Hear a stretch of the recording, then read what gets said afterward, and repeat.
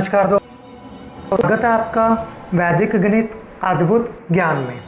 तो मैं आपका दोस्त सौरभ बंसल लेके चलता हूँ आपको वैदिक गणित की अद्भुत दुनिया में। तो दोस्तों, आज जो हम लोग बात करेंगे वैदिक गणित के अंदर अध्याय 4 लेक्चर 4 की, तो यहाँ पे हम लोग सूत्र 4 की बात करेंगे। तो दोस्तों, सूत्र 4 का नाम है आपके पास प्रावर्तीय योजयेत। तो सूत्र 4 का नाम क्या दोस्तों? प्रावर्तीय योजयेत। ठीक है दोस्तों, इस सूत्र का प्रयोग, इसका मतलब समझ लीजिए, इसका मतलब होता है पक्षांतरण तथा अनुप्रयोग, यानी कि ट्रांसपोज एंड एडजस्ट। इसको थोड़ा समझना कठिन है दोस्तों, लेकिन आप इतना समझ लीजिए कि इस सूत्र का प्रयोग हम लोग कहाँ पे करेंगे। तो दोस्तों, इस सूत्र का प्रयोग हम लोग वहाँ पे करेंगे जहाँ पर किसी दो संख्याओं को भाग करना होगा। मतलब कि किसी दो संख्याओं को भाग करने के लिए हम इस सूत्र का प्रयोग करते हैं। तो दोस्तों, इस सूत्र के अंदर हम लोग कुछ अलग बात करेंगे। इस सूत्र में हम लोग 3 विधियों का प्रयोग करेंगे।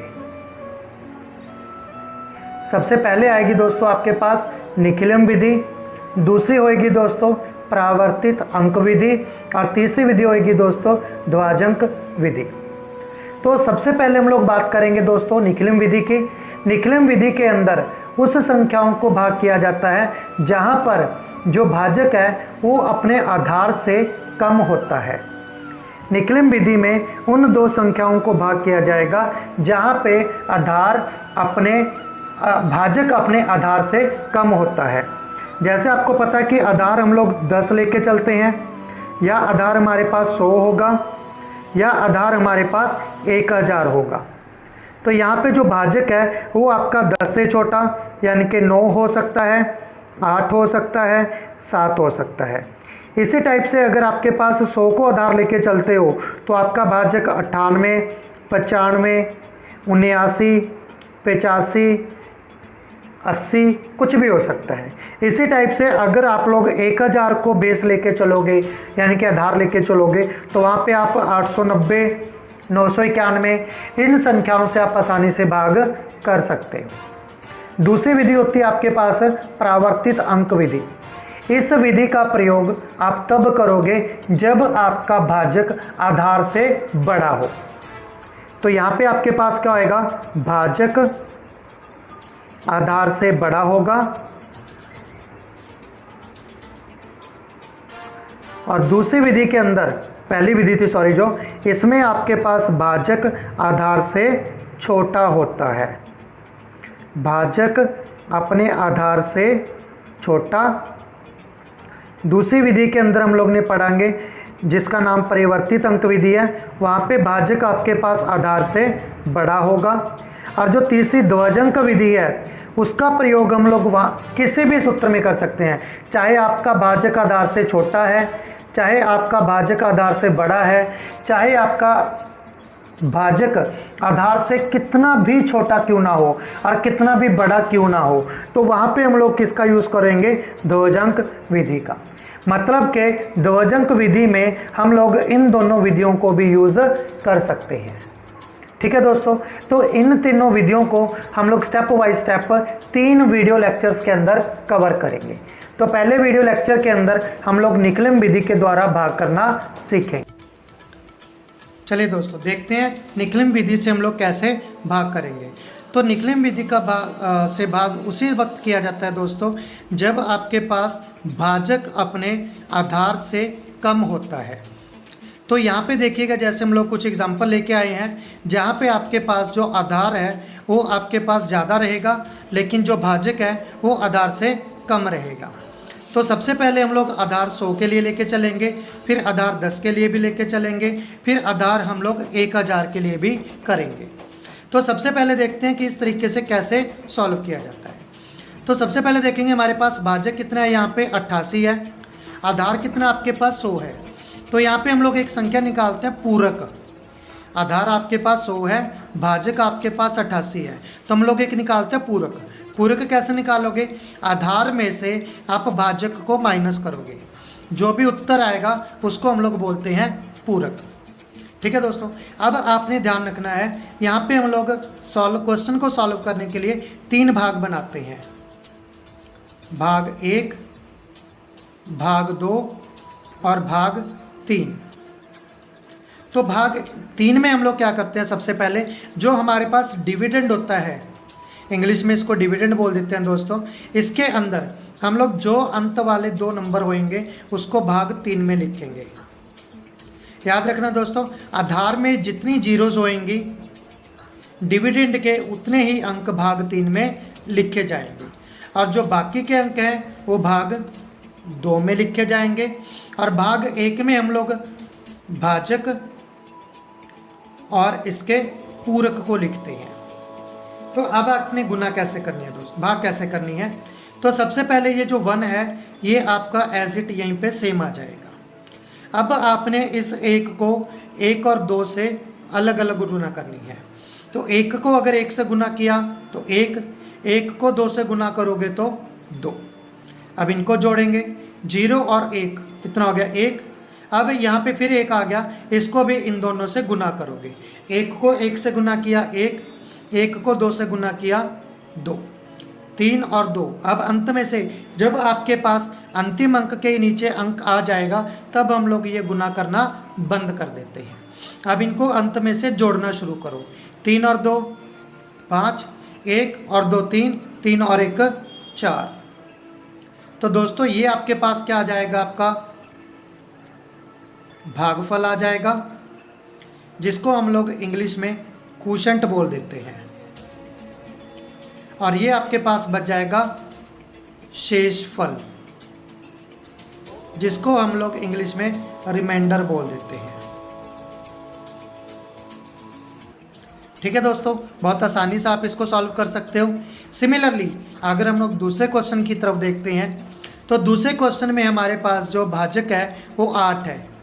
तो इसका अगर हम लोग आधार लेके चले तो इसका आधार कितना होगा दोस्तों 10। तो 10 के अंदर कितनी जीरो है दोस्तों 1 है। इसका मतलब जो आपके पास डिविडेंड है उसका 1 ही अंक हम लोग तीसरे खंड में लिखेंगे। बाकी के 2 भाग आप क्या करोगे, दूसरे भाग में लिखोगे। और पहले वाले भाग में आपने क्या लिखना है, भाजक और साथ में पूरक। अब दोस्तों वही 3 आपके पास एज इट यहीं पे उतर जाएगा। 3 को क्या करोगे 2 से गुना किया 6 को 1 में ऐड किया 7 को फिर 2 से गुना किया 14 और 1 कितना हो गया दोस्तों 15। अब यहाँ पे आप देखिएगा कि ये जो आपका शेषफल है ये आपके भाजक से बड़ा है। तो दोस्तों जब भी शेषफल भाजक से बड़ा होगा तो इसको आगे हम लोग दोबारा से भाग करेंगे। कैसे करेंगे, आपके आधार में जितनी जीरो हैं उतने अंक आप यहाँ पे छोड़ दोगे, बाकी के जो अंक है उसको आप आगे ले आओगे। तो ये 1 को हम लोग आगे ले आते हैं। अब ये जो 1 था इसको फिर से किसके गुना करोगे, पूरक से। 1 को 2 से गुना किया 2।